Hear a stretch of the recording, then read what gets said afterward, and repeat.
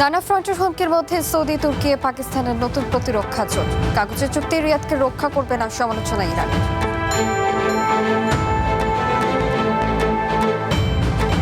নেটোভুক্ত দেশে হামলার পরিকল্পনা করছে রাশিয়া। আমেরিকা ইউরোপের টানাপোড়েনের মধ্যে মস্কোকে নিয়ে নতুন সতর্কতা।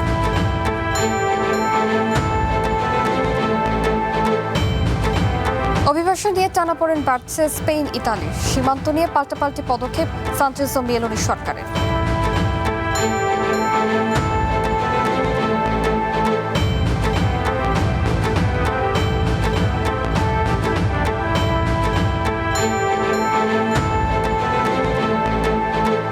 স্বাগত আন্তর্জাতিক বুলেটিনে। আমি শাহজিয়া শাওন, শুনছিলেন শিরোনাম, এবারে বিস্তারিত। মধ্যপ্রাচ্যের চলমান সংঘাতের মধ্যে নতুন প্রতিরক্ষা জোটের ঘোষণা দিয়েছে সৌদি আরব, তুর্কি ও পাকিস্তান।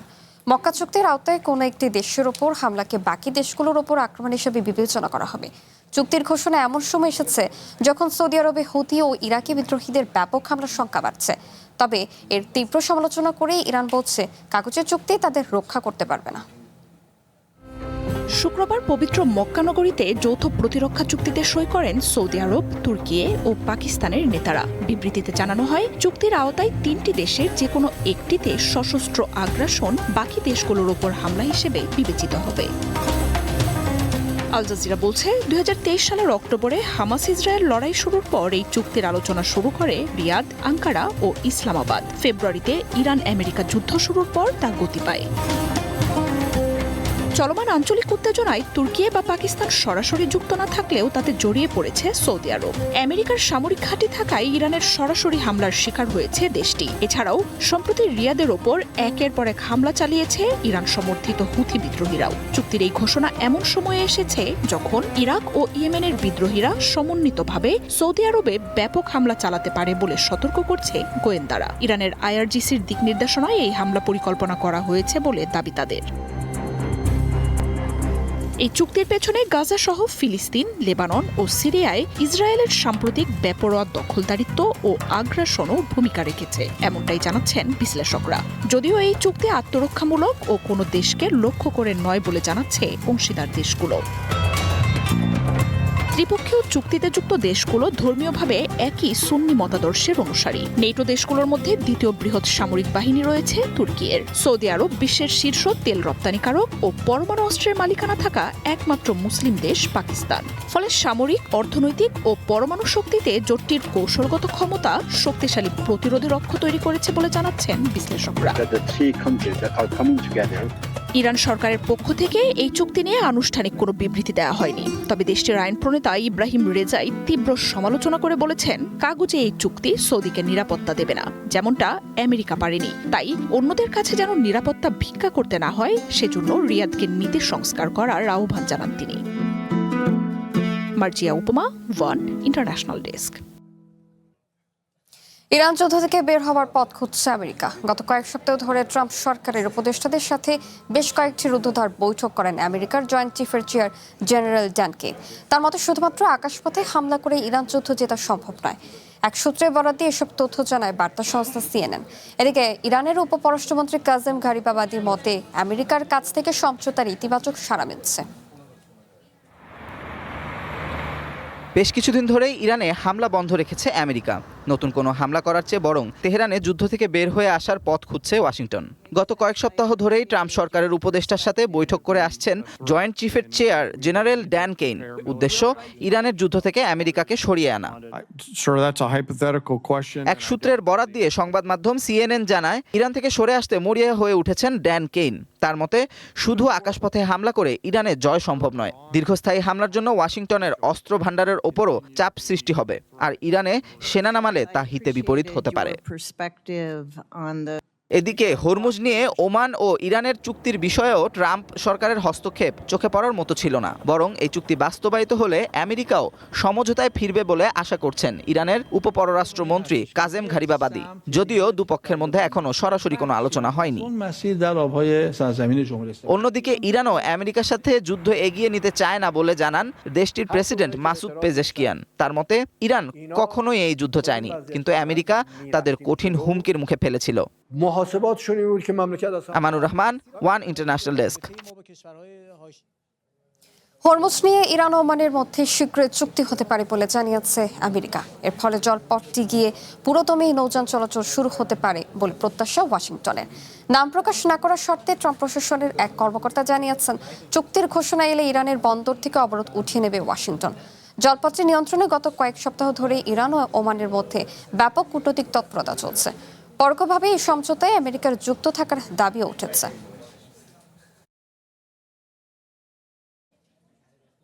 ইরান যুদ্ধের কারণে কিছু তেল কোম্পানি অতিরিক্ত মুনাফা লাভ করেছে, আর তাই এই মুনাফার অংশ দেশের জনগণকে ফেরত দেওয়া উচিত বলে মনে করেন প্রেসিডেন্ট ডোনাল্ড ট্রাম্প। তবে নীতি বিশেষজ্ঞদের মতে এমন বক্তব্য ট্রাম্পের নিজের নীতির সাথেই সাংঘর্ষিক। কর কমিয়ে দিয়ে ট্রাম্প নিজেই কোম্পানিগুলোকে মুনাফার সুযোগ করে দেন। গত মার্চে তিনি বলেন, তেলের দাম বাড়লে তাতে আমেরিকা লাভবান হয়। তবে মধ্যবর্তী নির্বাচনের আগে নিজের রায় বদলে ফেলেছেন ট্রাম্প। আমেরিকার প্রেসিডেন্ট ডোনাল্ড ট্রাম্প সম্প্রতি দাবি করেন যে ইরান যুদ্ধের কারণে তেল কোম্পানিগুলো অতিরিক্ত অর্থ উপার্জন করছে, তাই তাদের লভ্যাংশের কিছু অংশ জনগণকে ফিরিয়ে দেওয়া উচিত বলে তিনি মনে করেন। ইরান ও আমেরিকার যুদ্ধ শুরুর পর 3 মাসে 8টি বড় তেল কোম্পানি মিলে $90 বিলিয়ন বেশি মুনাফা করেছে। এর মধ্যে আমেরিকান তেল কোম্পানি শেভরনের আয় প্রায় 400% বেড়ে $12 বিলিয়ন দাঁড়িয়েছে। একই সময় আরেক কোম্পানি এক্সন মোবিলের লাভ দ্বিগুণেরও বেশি বেড়ে $14.5 বিলিয়ন পৌঁছে। আমেরিকান নীতি বিশ্লেষকদের মতে ট্রাম্প একসময় এসব তেল কোম্পানিগুলোকে অতিরিক্ত মুনাফা করার সুযোগ করে দেন। 2021 থেকে 2025 সালের মধ্যে এই দুই প্রতিষ্ঠান একত্রে $124 বিলিয়ন মুনাফার বিপরীতে মাত্র 7.4% আয়কর দেয়। এতে করে তারা প্রায় $17 বিলিয়ন ট্যাক্স ছাড় পেয়েছে। এছাড়া অন্যান্য কর মওকুফের কারণে তেল কোম্পানি দুটি আরও $17 বিলিয়ন সাশ্রয় করে। বর্তমানে তেল কোম্পানির মুনাফা নিয়ে ট্রাম্প অসন্তোষ প্রকাশ করলেও এর আগে ইরান যুদ্ধের ফলে তেলের দাম বৃদ্ধিকে তিনি ইতিবাচক হিসেবেই দেখেছিলেন। মার্চ মাসে তিনি সামাজিক মাধ্যমে বলেন, তেলের দাম বাড়লে আমেরিকার আয় বাড়ে। আসন্ন মধ্যবর্তী নির্বাচনের আগে ট্রাম্প হঠাৎ নিজের অবস্থান বদলেছেন। তবে তেল কোম্পানির উপর চলমান কর ছাড়ে কোনো পরিবর্তন না এনেই নতুন করে কর বসানোর কথা বলছেন তিনি। অলাভজনক প্রতিষ্ঠান পাবলিক সিটিজেনের জ্বালানি বিষয়ক পরিচালক টাইসন স্লোকমের মতে, ট্রাম্প যদি সত্যিই তার বক্তব্যে বিশ্বাসী হন তবে তার উচিত তেল কোম্পানিগুলোর উপর অতিরিক্ত মুনাফা কর আরোপ করা। Amanur Rahman, one international desk. পশ্চিমা প্রতিরক্ষা জোট নেটোভুক্ত দেশগুলোতে হামলার পরিকল্পনা করছে রাশিয়া। জোটের ঐক্যের পরীক্ষা নিতে কয়েক সপ্তাহ থেকে কয়েক বছরের মধ্যে এমন সীমিত আকারের আক্রমণ হতে পারে বলে জানাচ্ছে আমেরিকার গোয়েন্দা তথ্য। ইরান যুদ্ধ, গ্রিনল্যান্ড দখলের মতো বিষয় ঘিরে সম্প্রতি ইউরোপ আমেরিকার মধ্যে বিভক্তি চূড়ান্ত রূপ নিয়েছে। একতরফা সহযোগিতার অভিযোগ তুলে নেটো ত্যাগের হুঁশিয়ারি সহ ইউরোপীয় মিত্রদের তীব্র সমালোচনা করেছে ট্রাম্প ও তার প্রশাসন। ইউক্রেন নিয়েও দ্বন্দ্ব বেড়েছে দেশগুলোর মধ্যে। এই পরিস্থিতিতে আমেরিকার গোয়েন্দা প্রতিবেদনের বরাত দিয়ে ওয়াল স্ট্রিট জার্নালের প্রতিবেদন বলছে, কয়েক সপ্তাহ থেকে কয়েক বছরের মধ্যেই নেটোভুক্ত কোনো দেশে সরাসরি হামলার পরিকল্পনা করছে রাশিয়া। জোটটির ঐক্য পরীক্ষা করতে সীমিত আকারে শুরু হতে পারে আক্রমণ। সাইবার অ্যাটাক, গোপন অভিযান বা ছোট আকারের সামরিক আগ্রাসনের মতো ঘটনার শঙ্কা জানাচ্ছেন গোয়েন্দারা। ওয়াশিংটনের এই পর্যবেক্ষণকে বড় পরিবর্তন বলে জানাচ্ছে গণমাধ্যমগুলো। কয়েকদিন আগেও আমেরিকার পক্ষ থেকে ধারণা করা হতো নেটোর সাথে সরাসরি যে কোনো সংঘাত এড়িয়ে যাবেন প্রেসিডেন্ট ভ্লাদিমির পুতিন। ইউক্রেনের সাথে যুদ্ধে মস্কোর শক্তি উল্লেখযোগ্যভাবে কমে এসেছে বলেও ধারণা করা হচ্ছিল। ওয়াশিংটনের কর্মকর্তারা এই পরিবর্তনের জন্য রাশিয়ার উপর বিভিন্ন ফ্রন্ট থেকে ব্যাপক চাপের কথা তুলে ধরেছেন। দেশটির অভ্যন্তরে জ্বালানি অবকাঠামো সহ গুরুত্বপূর্ণ স্থাপনাগুলোতে হামলার মাত্রা বাড়িয়েছে ইউক্রেন। অর্থনৈতিক চাপসহ যুদ্ধের সম্মুখ সারিতে ব্যাপক ক্ষয়ক্ষতি বাড়লেও মস্কোর অগ্রগতি কমে এসেছে বলে জানাচ্ছেন তারা। প্রেসিডেন্ট পুতিনের ওপর চাপ আরও বাড়লে নেটোর বিরুদ্ধে সরাসরি পদক্ষেপের আশঙ্কা তাই বাড়ছে। বিশ্লেষকরা বলছেন, নেটোতে রুশ হামলা হলে তা ভূখণ্ড দখলের জন্য নয়, বরং জোটটির ফাটল চিহ্নিত করার উদ্দেশ্যে হতে পারে। হামলা হলে আমেরিকা কি প্রতিক্রিয়া দেখায় সেটাই যাচাই করতে চায় মস্কো। নেটোর গ্রহণযোগ্যতাকে প্রশ্নবিদ্ধ করা সব সময়ই ক্রেমলিনের লক্ষ্য বলে জানাচ্ছেন বিশ্লেষকরা। এদিকে নেটোর ওপর রাশিয়ার সম্ভাব্য আক্রমণের ব্যাপারে সম্প্রতি শঙ্কা তুলে ধরেছেন আমেরিকা ইউরোপের নেতারাও। ইউক্রেনে আক্রমণের সময়ে নেটোভুক্ত পোল্যান্ড ও রোমানিয়ার আকাশ সীমায় রুশ ড্রোন ও মিসাইলের ধ্বংসাবশেষ বিস্ফোরণ হওয়াকে ইঙ্গিত বলে মনে করছেন তারা। তবে সরাসরি নেটোভুক্ত অঞ্চলে স্থল অভিযান জোটটির সমন্বিত প্রতিরোধের আর্টিকেল 5 সক্রিয় করতে পারে, যেখানে একটি দেশে হামলা হলে বাকি সব দেশ তার নিজেদের ওপর আক্রমণ হিসেবে ধরে নেবে। যে কোনো পরিস্থিতির জন্য নেটো সবসময় তৈরি রয়েছে বলে জানিয়েছেন জোটটির নেতারা। যদিও ইরান যুদ্ধে সামরিক সরঞ্জামের মজুদের ঘাটতি দেখা দেয় চায়না ও রাশিয়ার সাথে সম্ভাব্য যে কোনো সংঘাত আমেরিকার জন্য কঠিন হতে পারে বলে মনে করছেন বিশ্লেষকরা। মার্জিয়া উপমা, ওয়ান ইন্টারন্যাশনাল ডেস্ক। অভিবাসন সংকটে যে স্পেন ইতালি সম্পর্কে টানাপোড়েন বেড়েছে। ইতালি থেকে জল ও আকাশপথে ভ্রমণে কঠোর সীমান্ত নীতি জারি করাচ্ছে মাদ্রিদ। শুক্রবার মধ্যরাত থেকে নতুন নিয়ম কার্যকরের কথা জানায় স্পেনের পেদ্রো সানচেস সরকার। আপাতত 1 মাসের জন্য জারি থাকবে এই বিধিনিষেধ। এর আগে মরক্কো থেকে সিউয়েটে প্রায় ৭৮,০০০ অভিবাসন প্রত্যাশী ঢলের জেরে স্পেনের বিরুদ্ধেও একই পদক্ষেপের ঘোষণা দেয় জর্জা মেলোনির সরকার। প্রতিবেশী দেশের সাথে সেন্সাস চুক্তির স্থগিত করে ইতালি। বিধিনিষেধ তুলে নিতে মেলোনির সরকারের প্রতি আহ্বান জানায় মাদ্রিদ। তবে অভিবাসন প্রত্যাশীদের আরেকটি ঢলের শঙ্কায় সেই সিদ্ধান্ত বাতিল করেন ইতালি। এসব ঘটনায় ইউরোপীয় ইউনিয়নভুক্ত 2 দেশের টানাপোড়েন বাড়ছে।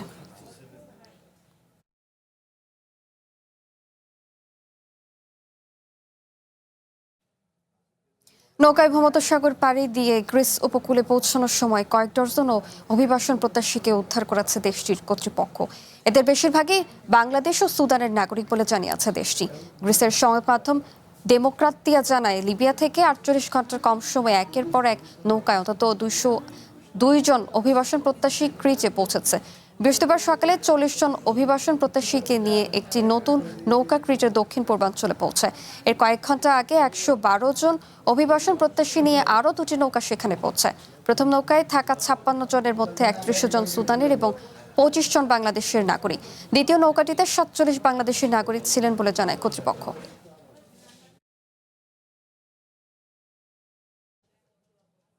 আন্তর্জাতিক বুলেটিনে নিচ্ছে একটা বিরতির সাথেই থাকুন।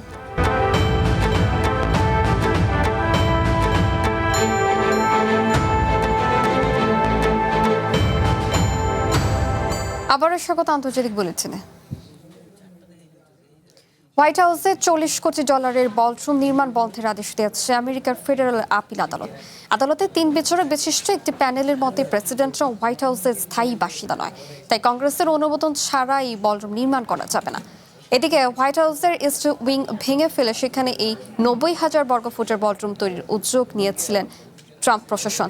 তবে ওয়াশিংটনের ডিস্ট্রিক্ট অফ কলম্বিয়া সার্কিটের আপিল আদালতের এমন সিদ্ধান্তের ক্ষোভ প্রকাশ করেন প্রেসিডেন্ট ডোনাল্ড ট্রাম্প। ট্রুথ সোশ্যালে একটি পোস্টে তিনি জানান, এর আগে অনেকবার হোয়াইট হাউসে বিভিন্ন ধরনের পুনর্নির্মাণ কাজ হয়েছে। নিরাপত্তার স্বার্থে এমন পরিবর্তনে কখনো কংগ্রেসের অনুমোদন প্রয়োজন হয়নি।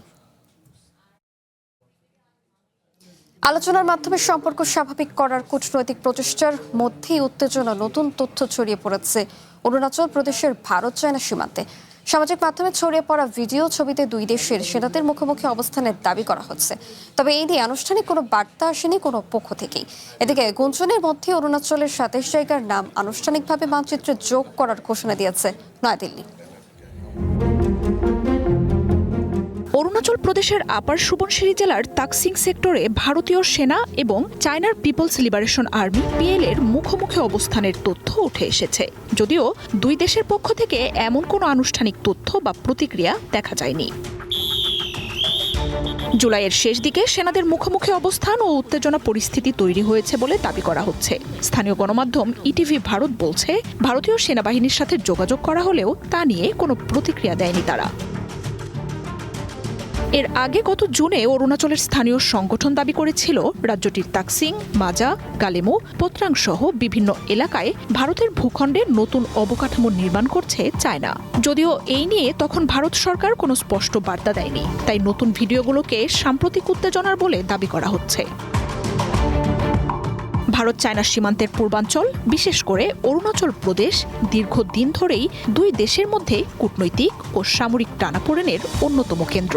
বেইজিং এখনও অরুণাচল প্রদেশের একটি বড় অংশকে নিজেদের ভূখণ্ড বলে দাবি করে। অন্যদিকে ভারত বারবার স্পষ্ট করেছে অরুণাচল প্রদেশ দেশটির অবিচ্ছেদ্য অংশ এবং সেই অবস্থান থেকে তারা এক চুলও সরবে না। গত কয়েক বছরের লাদাখের পাশাপাশি অরুণাচলের বিভিন্ন সেক্টরেও দুই দেশের সেনাদের মধ্যে বেশ কয়েকবার মুখোমুখি সংঘাতের পরিস্থিতি তৈরি হয়েছে। পরবর্তী সময়ে কূটনৈতিক ও সামরিক পর্যায়ের বৈঠকের মাধ্যমে উত্তেজনা প্রশমনের চেষ্টা করা হয়। এদিকে উত্তেজনার গুঞ্জনের মধ্যেই ভারতের সরকারি মানচিত্রে আনুষ্ঠানিকভাবে অরুণাচলের ২৭টি জায়গা এবং ভৌগোলিক অঞ্চলকে নির্দিষ্ট নামে চিহ্নিত করেছে নরেন্দ্র মোদীর সরকার, যার মধ্যে এমন জায়গাগুলো রয়েছে যা নিয়ে দুই বাহিনীর মধ্যে অতীতে একাধিকবার সংঘাত এবং উত্তেজনার ঘটনা ঘটেছে। এনডিটিভির প্রতিবেদনে বলছে এর মাধ্যমে অঞ্চলটি নিয়ে চায়নাকে কঠোর বার্তা দিতে চেয়েছে সরকার। এর আগে বিভিন্ন সময়ে অরুণাচলের বিভিন্ন জায়গাকে নিজেদের দাবি করে আলাদা নামে চিহ্নিত করে বেইজিং, যা সবসময়ই নাকচ করেছে দিল্লি। নামকরণ করলেই সেগুলো চায়নার হয়ে যাবে না বলে কঠোর প্রতিক্রিয়াও জানানো হয়। মার্জিয়া উপমা, ওয়ান ইন্টারন্যাশনাল ডেস্ক। ভারতের তরুণদের ক্ষোভ রাজপথে গড়ানোর পর এবার তাদের মন জয় করতে সামাজিক যোগাযোগ মাধ্যমে প্রচারণা চালাচ্ছে বিজেপি সরকার। এমনকি ইনস্টাগ্রামে রিল ও স্বল্প দৈর্ঘ্যের ভিডিওতে বার্তা দিচ্ছেন নরেন্দ্র মোদী। তবে দিল্লির তরুণরা বলছেন মোদী সরকার এই কৌশল নিতে অনেক দেরি করে ফেলেছে। এদিকে এখনই রাজনৈতিক দল গঠন না করে বিভিন্ন রাজ্যে সংগঠন গড়ে তোলার ঘোষণা দিয়েছে ককরোচ জনতা পার্টি। পরীক্ষা পদ্ধতি ইদানিং ইনস্টাগ্রামে নিয়মিত পোস্ট করছেন নরেন্দ্র মোদী। নামাস্তে, জয় হিন্দ কিংবা গম্ভীর কোনো শব্দ নয়, সাধারণ ভঙ্গিতেই হাই ফ্রেন্ডস বলেই সামাজিক মাধ্যমে কথা শুরু করছেন। হাই ফ্রেন্ডস, আজ তো মন করতা হ্যায় বাস আপসে। জেনজি বিক্ষোভের পর তরুণ ভোটারদের মন জয় করতে নতুন কৌশল গ্রহণ করছে দেশটির ক্ষমতাসীন দল বিজেপি। রাজনৈতিক প্রচারের কেন্দ্রবিন্দুতে এখন শুধুই তরুণ প্রজন্ম। মোদীর দেখাদেখি তার মন্ত্রিসভার সদস্য এবং বিভিন্ন সরকারি দপ্তরেও সামাজিক যোগাযোগ মাধ্যমে সংক্ষিপ্ত এবং সাধারণ সম্পাদনার ভিডিও প্রকাশ করতে শুরু করেছে। পররাষ্ট্র মন্ত্রণালয় জানিয়েছে যে তারা তরুণদের কাছে পৌঁছাতে স্ন্যাপচ্যাট ব্যবহার করা শুরু করবে। এই পরিবর্তনের আসল লক্ষ্য ২০২৯ সালের সাধারণ নির্বাচন।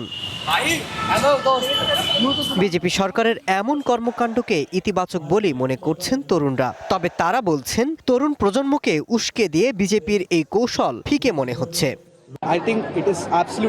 এই সময়ে সোশ্যাল মিডিয়ার ব্যাপক প্রচলন রয়েছে। আমাদের প্রধানমন্ত্রী তরুণদের সাথে কথা বলার জন্য সত্যি চেষ্টা করছেন এবং মানুষও এতে সাড়া দিচ্ছে। তারা এখন বুঝতে পেরেছে যে তরুণদের কাছে পৌঁছানোর অন্যতম কার্যকর উপায় হলো ইনস্টাগ্রাম, কারণ আমরা সারাক্ষণই অনলাইনে থাকি। তবে কি ঘটছে তা বোঝার মতো যথেষ্ট বুদ্ধি তো সবারই আছে, বিশেষ করে ছাত্র বিক্ষোভের পর। তাই আমি বলতে চাইছি তারা কাদের বোকা বানাচ্ছে। বিশ্লেষকরা বলছেন ইনস্টাগ্রামের মতো প্ল্যাটফর্মগুলোতে কঠিন স্ক্রিপ্ট করা বার্তার চেয়ে স্বতঃস্ফূর্ত রসিকতা এবং স্বাভাবিক রূপকেই বেশি প্রাধান্য দেয়, আর সেখানে আন্দোলনকারীরা সফল। তবে রাজনৈতিকভাবে তা কতটা সফল হবে তা নিয়ে সন্দেহ রয়েছে। এদিকে এখনই রাজনৈতিক দল গঠন না করে রাজ্যে রাজ্যে সংগঠন গড়ে তোলার মধ্য দিয়ে সাধারণ মানুষের কথা শুনবে ককরোচ পার্টি। আগামী মাস থেকে গোটা দেশে ছড়িয়ে পড়ে তারা জনগণের কথা শুনবেন। এমনকি সেখানেও তারা সামাজিক মাধ্যমকেই গুরুত্ব দিচ্ছেন। Masud Rana, one international desk. শ্রীলঙ্কার একাধিক কারাগারে দাঙ্গায় ৩ বন্দী নিহত এবং অন্তত ২৩ জন আহত হয়েছেন। এরপরেই দেশটির কারাগারগুলো ঘিরে অতিরিক্ত পুলিশ মোতায়েন করা হয়েছে। শুক্রবার পার্লামেন্টে দেশটির জননিরাপত্তা মন্ত্রী আনন্দ উইপেজেলা জানান, গত বৃহস্পতিবার গভীর রাতে রাজধানীর কলম্বোর নিউ ম্যাগাজিন প্রিজনে ৪০ জন বন্দী সেল ভেঙে বেড়ে যাওয়ার চেষ্টা করলে ১ বন্দী নিহত হন। কুরুবিতা কারাগারে পৃথক দাঙ্গায় আরও ২ বন্দী নিহত হয়েছে।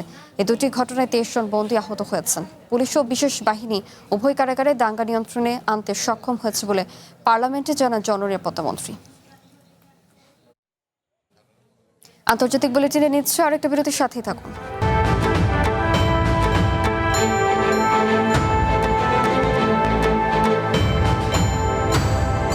আবারও স্বাগত আন্তর্জাতিক বুলেটিনে। কলম্বিয়ার প্রেসিডেন্ট হিসেবে শপথ নিয়েছেন দেশটির ডানপন্থী আইনজীবী আবেলার্দো দে লা এসপ্রিয়ালা। স্থানীয় সময় শুক্রবার দেশটির দক্ষিণ পশ্চিমাঞ্চলের শহর কালিতে শপথ গ্রহণ অনুষ্ঠানের আয়োজন করা হয়। ৪৮ বছর বয়সী নতুন প্রেসিডেন্ট শপথ নিয়ে কলম্বিয়ার সশস্ত্র গোষ্ঠীর বিরুদ্ধে কঠোর ব্যবস্থা গ্রহণ, সরকারি ব্যয় ৪০% পর্যন্ত কমানো এবং তেল গ্যাস খাতকে পুনরুজ্জীবিত করার প্রতিশ্রুতি দেন।